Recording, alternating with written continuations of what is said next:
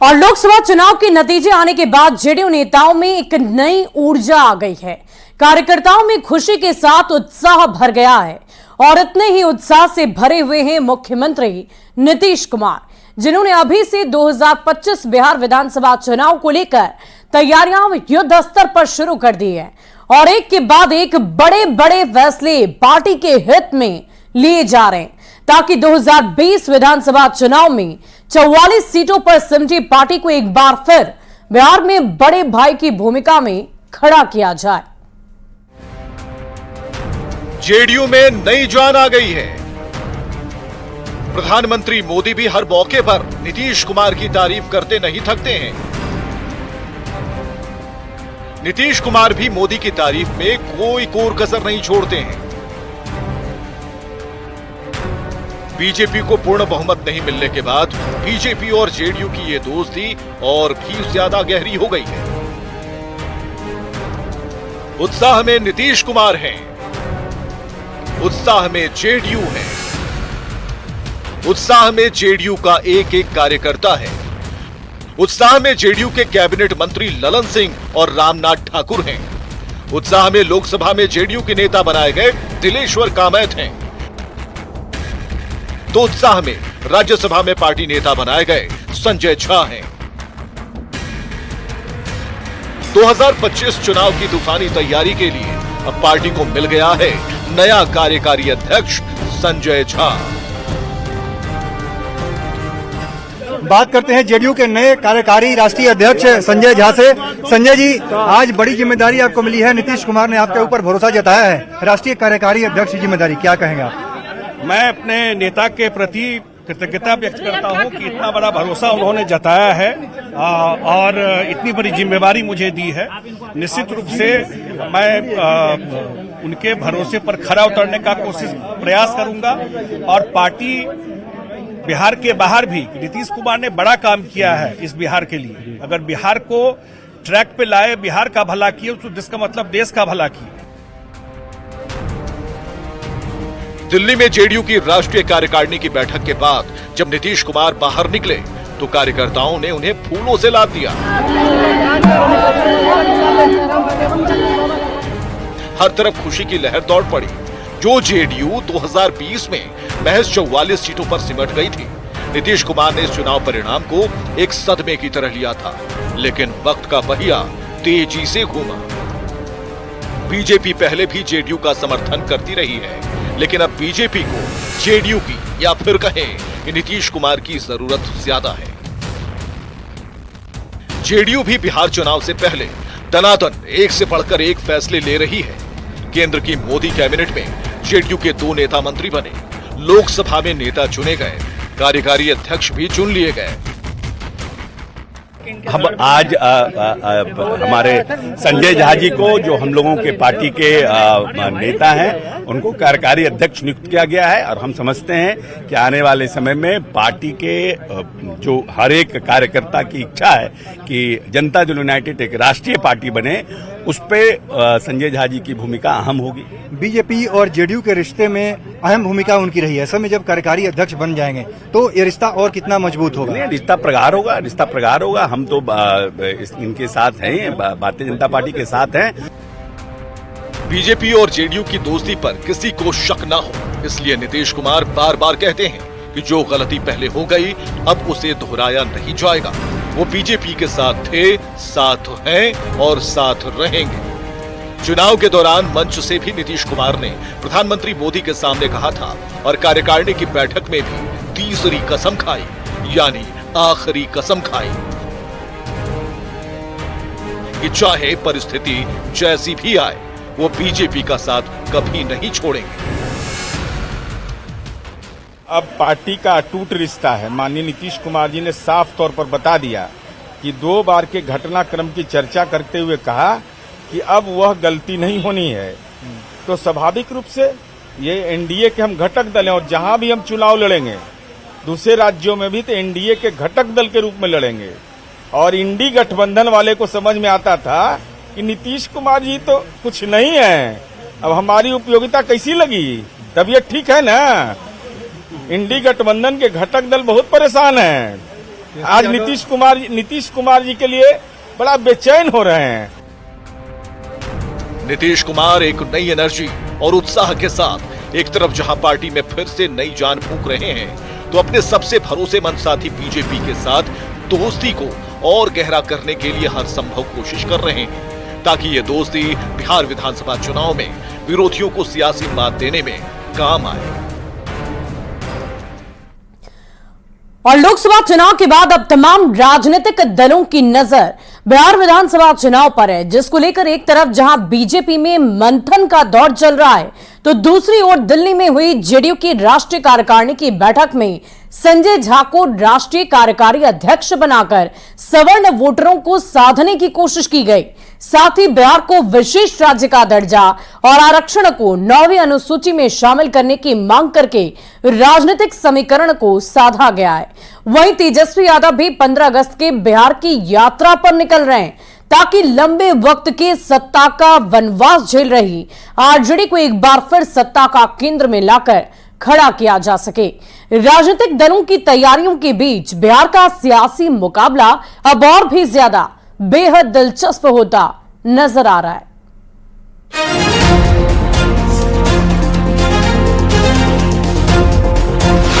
2025 की तैयारी, कौन मारेगा बाजी?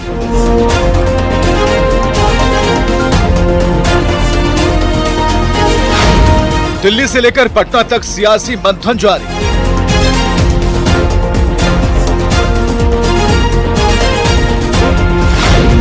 लोकसभा के बाद विधानसभा में महासंग्राम की बारी।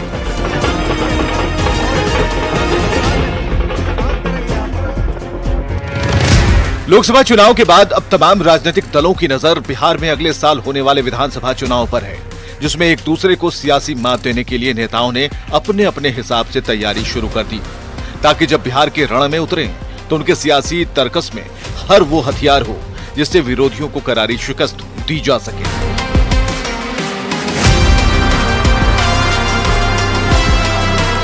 बिहार विधानसभा चुनाव से पहले दिल्ली में जेडीयू की राष्ट्रीय कार्यकारिणी की बैठक हुई, जिसमें मुख्यमंत्री नीतीश कुमार समेत पार्टी के तमाम बड़े नेता शामिल हुए। इस बैठक में बिहार चुनाव के साथ झारखंड तैयारी पर चर्चा हुई, यानी कि लोकसभा चुनाव में मिली जीत के बाद उत्साहित जेडीयू अब मजबूती के साथ पड़ोसी राज्य में भी अपने पांव पसारने की तैयारी कर रही है। पैन इंडिया जो हमारी सबकी चाहत है कि राष्ट्रीय जनता दल, हमारा जनता दल यूनाइटेड एक राष्ट्रीय पार्टी बने, उसमें सहायक होगा। और अभी बहुत से राज्यों में आने वाले समय में चुनाव है, तो उन चुनावों में हम कैसे और संगठित रूप से मजबूत होकर चुनाव लड़े, इस पर संजय झा जी और मजबूती से काम कर सकेंगे। सर, विशेष राज्य के दर्जे को लेकर क्या कुछ बात हुई? विशेष राज्य क्या प्रस्ताव है? हम सबका विशेष राज्य का दर्जा या विशेष पैकेज की पुरानी मांग है, वो मांग हम लोगों का कायम है। हम लोगों के जो नेता हैं, ललन सिंह जी हैं, संजय झा जी जो यहाँ पर हैं राज्यसभा में और लोकसभा में जो पार्टी के नेता हैं, ये लोग आने वाले समय में प्रधानमंत्री जी से मिलेंगे और अपनी बात को रखेंगे मजबूती से। इस बैठक में जेडीयू ने आगामी बिहार विधानसभा चुनाव को लेकर चर्चा की और किस तरह से चुनावी मैदान में उतरना है, इस पर गंभीरता से चर्चा हुई। बैठक में जिन बातों पर जोर दिया गया, उनमें नीतीश कुमार के नेतृत्व में ही लड़ा जाएगा चुनाव, झारखंड चुनाव में उम्मीदवार उतारेगी जेडीयू, दोनों राज्यों में मजबूती से चुनाव लड़ने पर चर्चा, मंत्रियों को कार्यकर्ताओं से संवाद करने पर जोर, मंत्रियों के कार्यक्रम की जानकारी कार्यकर्ताओं को मिले और बूथ स्तर पर कार्यकर्ताओं की तैनाती हो।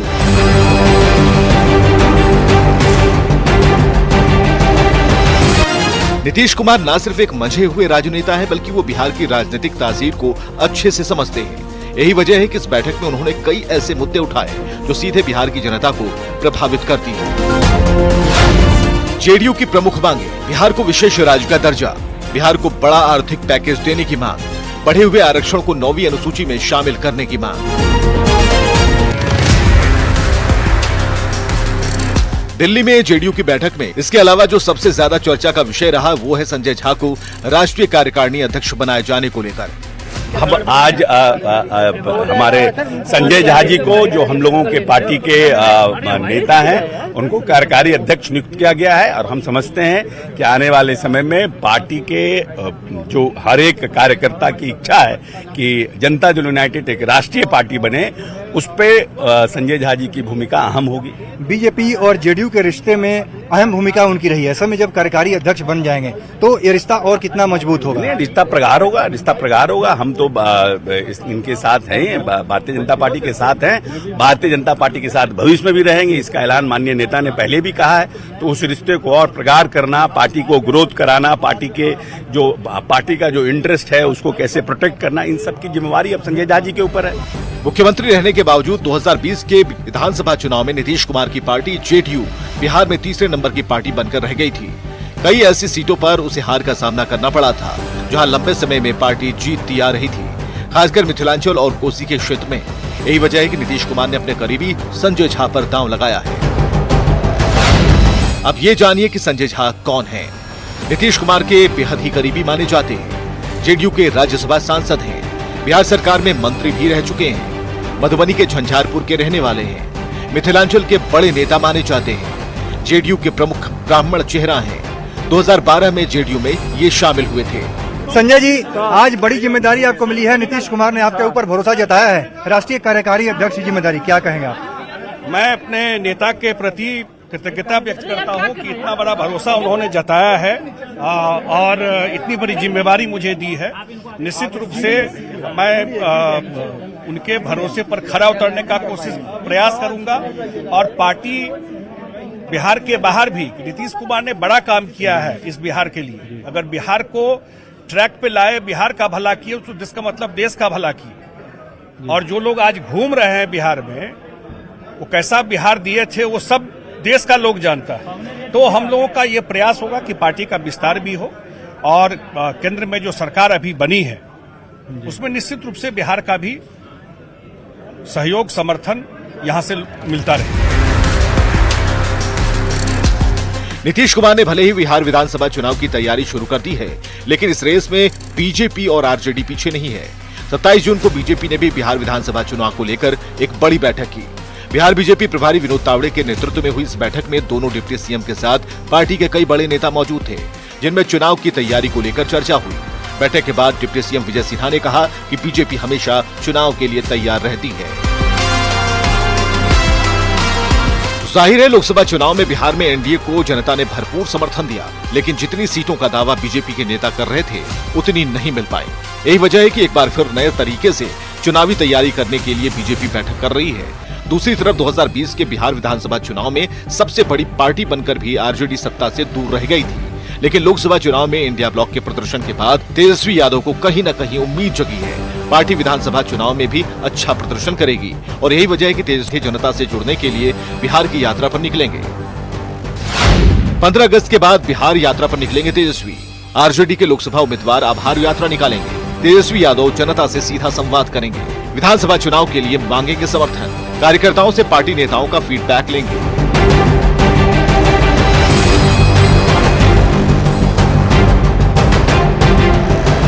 जाहिर है कि इस बार एनडीए का मुकाबला मुख्य तौर पर आरजेडी से होगा और जिस तरह से तेजस्वी यादव ने पिछले कुछ सालों में अपने आप को बिहार की राजनीति में स्थापित किया है, निश्चित तौर पर बीजेपी और जेडीयू दोनों के लिए वो सबसे बड़ी चुनौती है।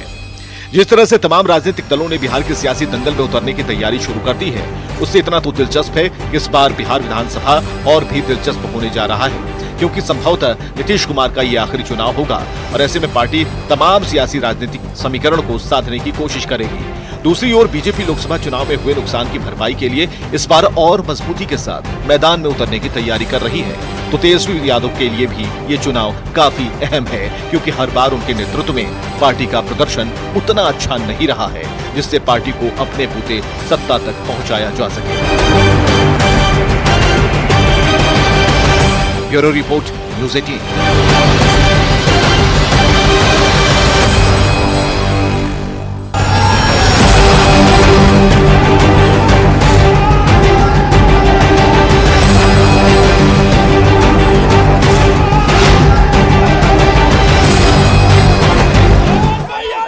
और लोकसभा चुनाव से ठीक पहले हेमंत सोरेन को जमानत मिलने के बाद एक तरफ जहां पार्टी कार्यकर्ताओं में गजब का उत्साह है, तो दूसरी तरफ पार्टी के अंदर नेतृत्व संकट एक बार फिर से खत्म हो गया है। और ऐसे में झारखंड विधानसभा चुनाव से पहले हेमंत सोरेन के बाहर निकलने से पार्टी को कितना फायदा होगा, साथ ही सवाल यह भी उठता है कि जमीन घोटाले का आरोप लगने के बाद जिस तरह से विपक्ष लगातार उन पर भ्रष्टाचार के आरोप लगाकर हमलावर है, उन चुनौतियों से पार पाना भी उनके लिए काफी मुश्किल है।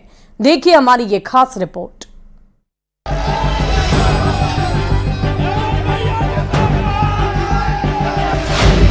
झारखंड में विधानसभा चुनाव की हलचल तेज।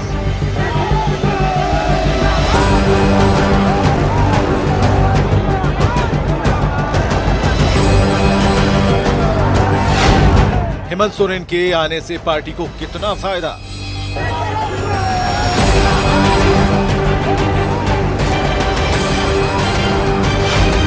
झारखंड विधानसभा की राह जेएमएम के लिए कितनी आसान?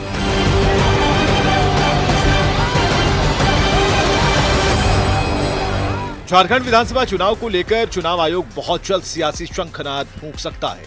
ऐसे में तमाम पार्टियां चुनाव की तैयारी में पूरे जोर शोर से लगी हैं।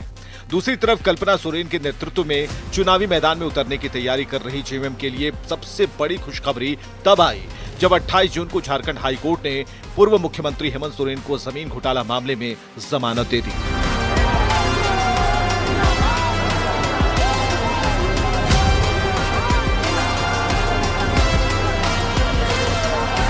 हेमंत सोरेन के जेल जाने के बाद सरकार तो बच गई, लेकिन पार्टी में एक मजबूत नेतृत्व की कमी हमेशा खलती रही। यही वजह है कि अब तक एक्टिव पॉलिटिक्स से दूर हेमंत सोरेन की पत्नी कल्पना सोरेन ने पति के जेल में जाने के बाद न सिर्फ विरोधियों को हर मंच से ललकारा, बल्कि गांडे में हुए उपचुनाव में पहली बार किस्मत आजमाई और पहली ही बारी में जबरदस्त जीत हासिल कर ली।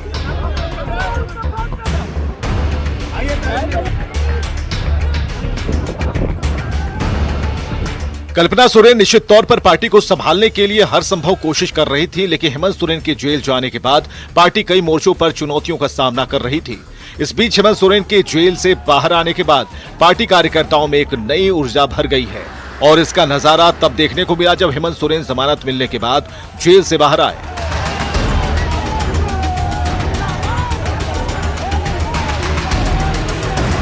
करीब 5 महीने बाद जेल से बाहर आते ही कार्यकर्ताओं ने हेमंत सोरेन का जोरदार स्वागत किया, तो कार्यकर्ताओं का उत्साह देखकर हेमंत सोरेन ने भी केंद्र सरकार पर जमकर हमला बोला।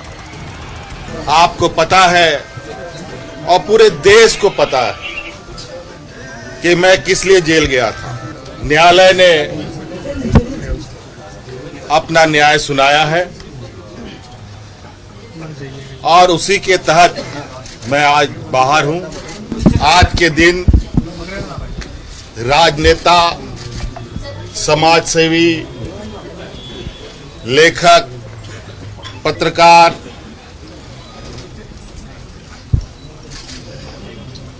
जैसे लोग बड़े सुनियोजित तरीके से उनकी आवाजों को बंद करने का प्रयास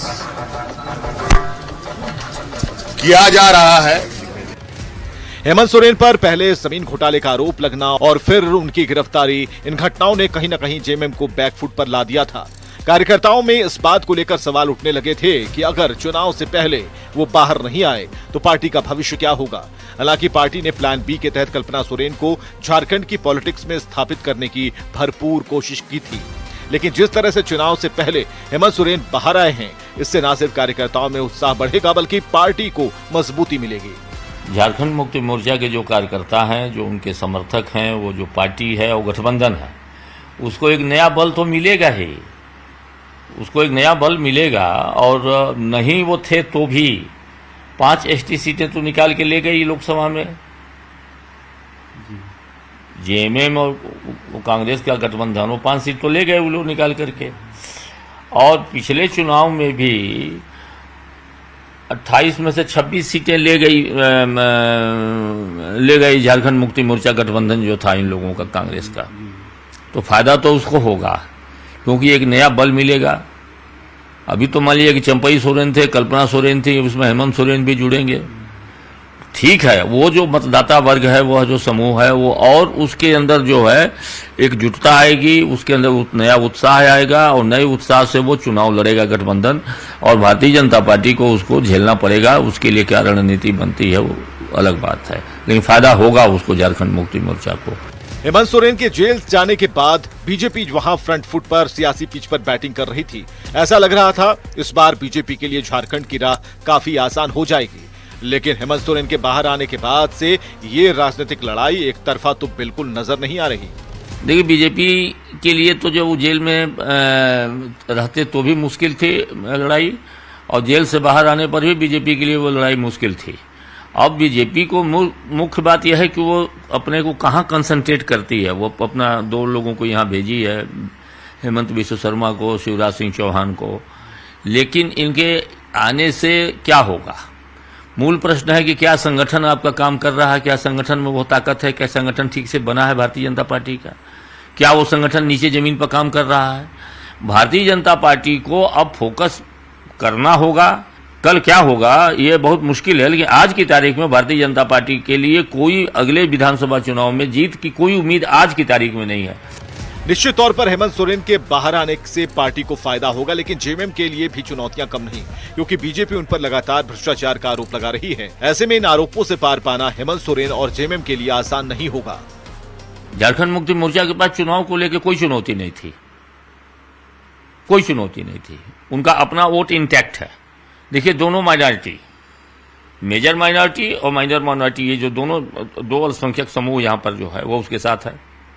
ट्राइबल्स का एक बड़ा चंक उसके साथ है।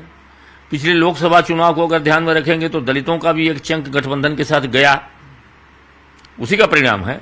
जनरल वोट उनके पास नहीं है, जनरल वोट उनके पास नहीं है, तो यही जनरल वोट की छीना झपटी होगी। यही एक चुनौती है, जनरल वोट कितना ले पाएंगे। वो चुनौती केवल झारखंड मुक्ति मोर्चा के साथ नहीं है, पूरे गठबंधन के साथ है, कांग्रेस के साथ भी है, आरजेडी के साथ भी है, कि जनरल वोट आप कितना ले पाएंगे। बाकी वोट आपके पास है, उसमें से भारतीय जनता पार्टी कितना सेंधमारी कर पाएगी, यह एक चुनौती भारतीय जनता पार्टी के साथ है। लेकिन उनका अपना वोट छिटक न जाए, यह एक चुनौती है कि उसको बांध के झारखंड मुक्ति मोर्चा रखे, उनको गठबंधन उस वोट को बांध करके रखे, ये चुनौती है।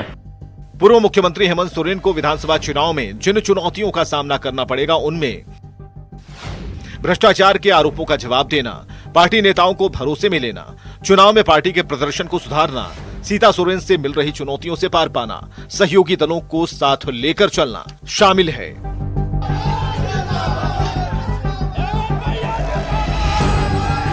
ये ऐसी चुनौती है जिसका सामना हेमंत सोरेन को आने वाले समय में करना है, और जब तक वो इन चुनौतियों को पार नहीं करते तब तक उनके लिए भी झारखंड की सियासत की राह पर चलना आसान नहीं होगा। हालांकि उनके जेल से बाहर आने के बाद पार्टी को फायदा मिलेगा। हेमंत सोरेन के बाहर आने से पार्टी में खत्म होगा नेतृत्व संकट, पार्टी नेताओं को एकजुट रखने में मदद मिलेगी, विपक्ष के पास झारखंड में एक मजबूत चेहरा रहेगा, सहानुभूति के चलते आदिवासी वोटरों का मिल सकता है साथ। ये कुछ ऐसे मुद्दे हैं जो हेमंत सोरेन और पार्टी को मजबूत कर सकते हैं। और न्यूज 18 स्पेशल में अभी के लिए बस इतना ही। आप बने रहे न्यूज 18 बिहार झारखंड के साथ।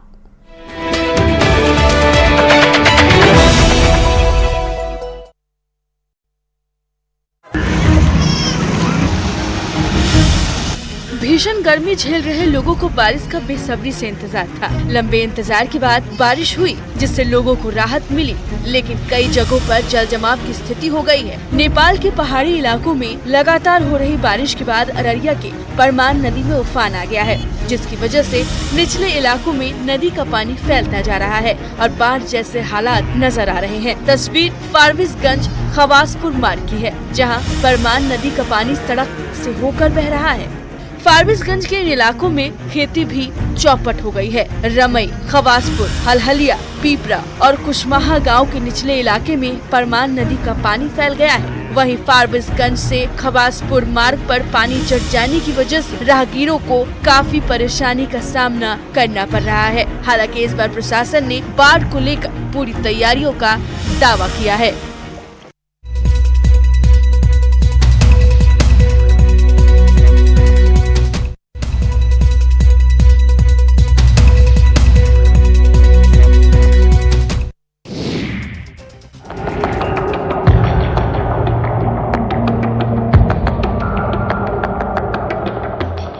भारी संख्या में पुलिस बल, गांव वालों का जमावड़ा और ट्रक में आग। ये तस्वीर है जमुई के झाझा थाना इलाके की। गुस्साए गांव वालों ने ट्रक में आग लगाई, जिसको पुलिस वाले बुझाने की कोशिश कर रहे हैं। तस्वीरें जमुई के झाझा थाना इलाके की है।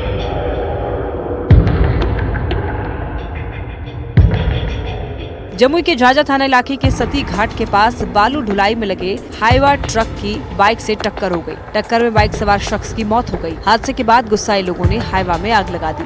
साथ ही इस दौरान मौके पर आक्रोशित गांव वालों ने पथराव भी किया। बाद में मौके पर पहुंची पुलिस ने ट्रक में लगे आग को बुझाया और किसी तरह लोगों को समझा बुझाकर मामले को शांत करवाया। हादसे के बाद परिवार वालों का रो रो कर बुरा हाल है। परिवार वाले आरोपी की जल्द गिरफ्तारी और मुआवजे की मांग कर रहे हैं।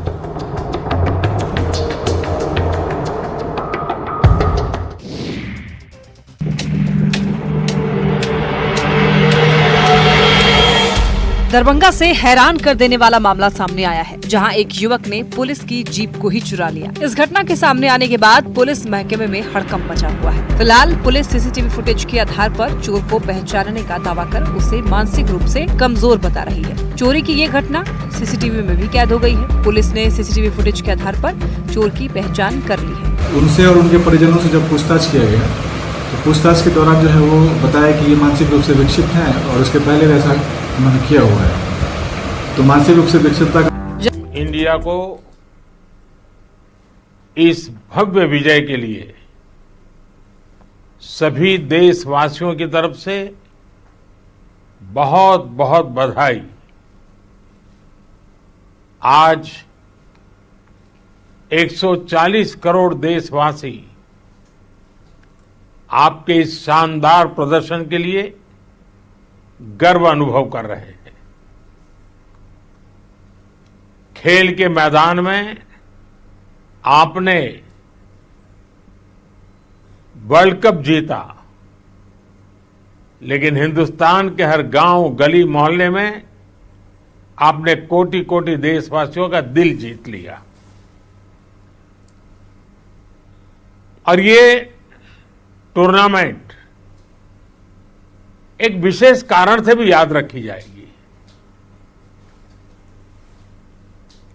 इतने सारे देश, इतनी सारी टीमें